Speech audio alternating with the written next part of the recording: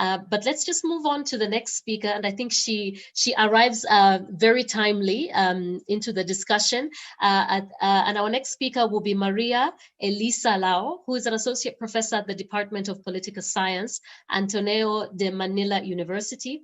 And she's also the convener of the Working Group on Migration at the same department in her university. She's a research associate at the Institute of Philippine Culture, and she's also the chair of the Gender Focal Point Committee in the same university. She got her doctorate in public administration from the National College of Public Administration and Governance in the University of the Philippines. And her current research work looks at Philippines foreign policy, gender, labor migration, and social change.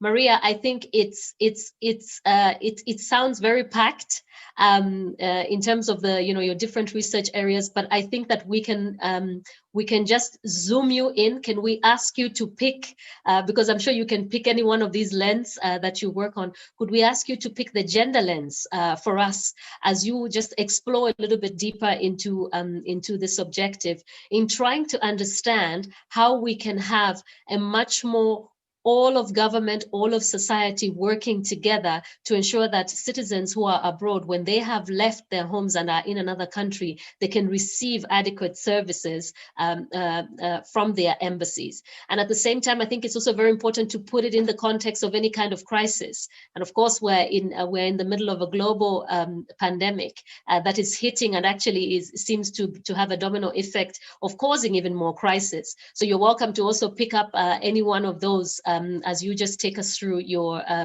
intervention for the next few minutes. Maria, over to you. Thank you, Paddy. Good morning, afternoon, and evening to everyone here. This is something which I'd like to share off the bat that I think I can see some Filipino names also on the webinar. Probably know that my country is unique because 10% of our population is abroad. So it's a big issue for us, migration, labor migration, and each part of the migration cycle has a very profound effect on our country. And when we talk in migration circles, we talk about return and reintegration, when our migrant workers will finally come home. Usually it's in the context of coming and then going or leaving again, or in the context of a change in the economic situation. But we always also, at the end of each conversation, talk about the big one. When will this big one come where many of our migrant workers who are not prepared to come home will have to come home? And it seems like the big one is now. And I was asked earlier to talk about the issue from a gendered lens. And I point you a little bit to the experience of our migrant workers in households. So our female domestic workers abroad who have just been profoundly affected by the COVID-19 pandemic. So we've heard from many of the representatives from the different countries, and they have said that, well, basically everyone, the whole world is working from home, which means that instead of they're usually, following the rhythm of taking care of children, for example, and then preparing meals, it has become more or less a 24-hour cycle of work for them. So work has become more difficult. And they have had to deal, for example, with other issues, such as more difficulties back home. They've had to deal also with the uncertainty of work and then as mentioned by our representative from our embassy, how long will their contracts last? So there's a lot more to deal with.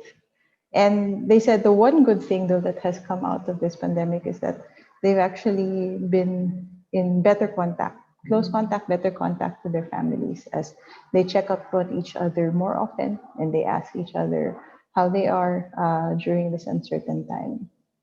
The other complicating matter is when they do come home, um, there are the same risks, and then because you don't move from one area where there's risk to another area where there's no risk. We also are in the middle of the pandemic in the Philippines, and once I think local governments or communities hear that a certain group is coming from the outside, there's also a certain amount of well, trepidation in accepting migrant workers, even if they are originally from that area back home. So they've experienced, I think, a certain level of discrimination both in their host country and then now when they come back home, which was never the case before.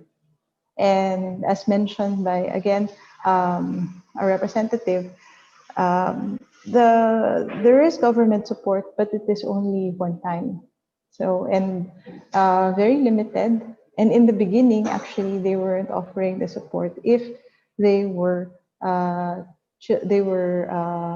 from migrant workers' families. So they were in that category. Um, they were in that category of receiving assistance from the government.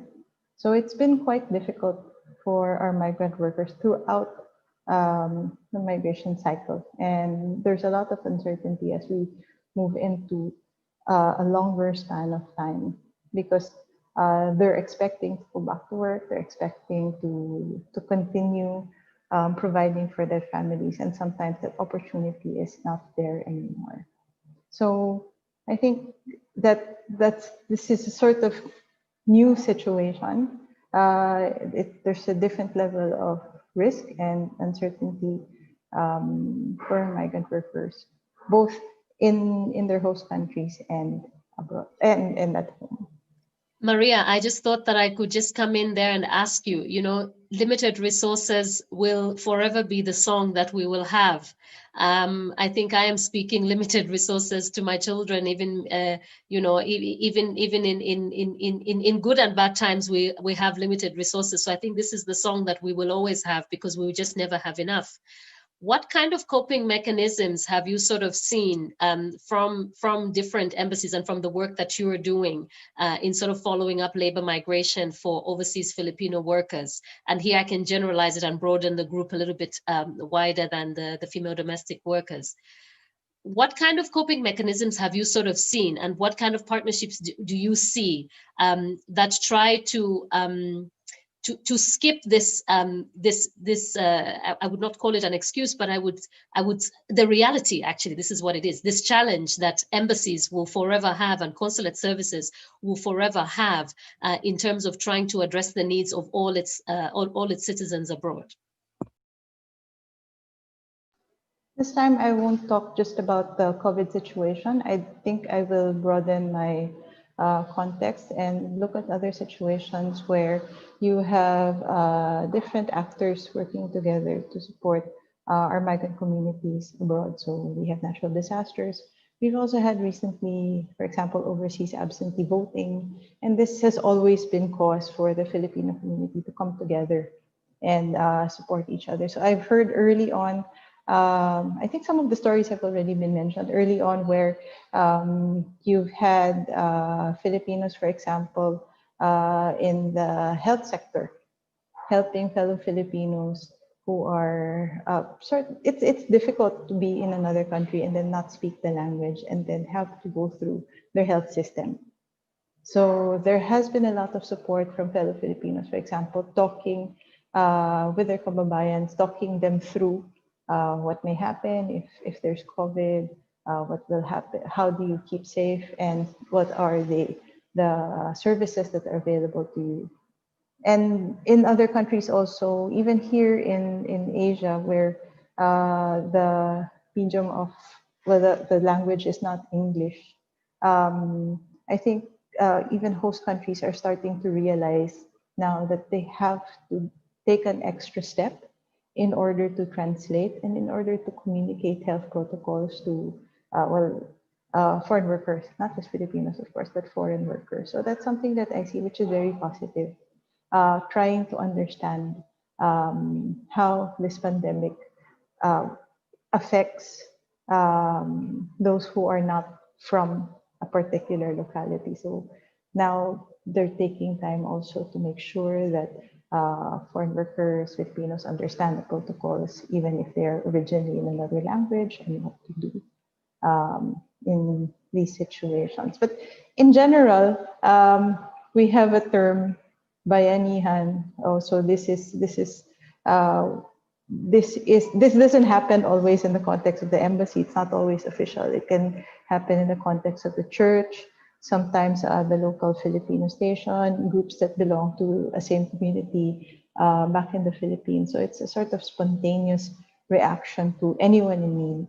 And that spirit stays. I think that is good, but of course, nothing beats having actual services provided for overseas Filipinos in need. So we always have that. I've been looking at these situations since, I guess, 2010, 2011, and it's quite constant that a fellow Filipino will help you through it. So they rely a lot on these networks of Filipinos when they are abroad. Mm. Very interesting to hear about that flexibility, I think, in crisis. And I think it's something that we can replicate across government systems. And I think across even all our, even in the area of work as civil society, academia, and all the works that try to contribute and sort of support different development efforts, or to alleviate the impact that crisis has on particular communities, and also looking at the vulnerable. So I think I really like, Maria, how you sort of, ended there, bringing in the different elements that the consular services within a country can also look upon in trying to sort of stretch the limited resources that it has.